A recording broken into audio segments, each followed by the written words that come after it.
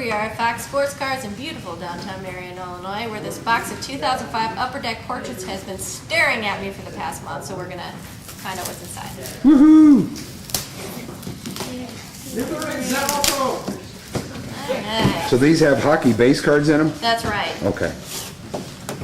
Lots and lots of hockey. You can't get enough hockey.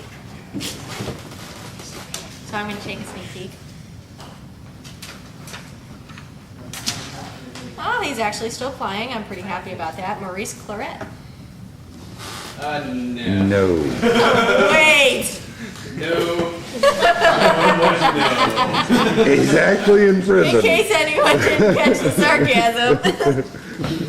That's okay though, but you know Although what? he's probably playing Don't Drop the Soap. That's right. Yeah, I hear prison switched to the liquid soap. Oh wait, we won't go there. There you go. But here we go. We got a little bit more Kyle Orton love. Court.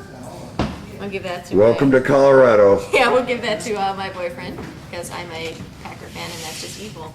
A couple of base cards: Alex Smith and Tab Perry. Oh, here we go. He's still playing. That's good. We got a Roy Williams. A Michael Vick. There you go. Convicts of the NFL. New from Upper Deck. And a Randy Moss. And a Ray Lewis. Oh! And guess who's Come on, Green.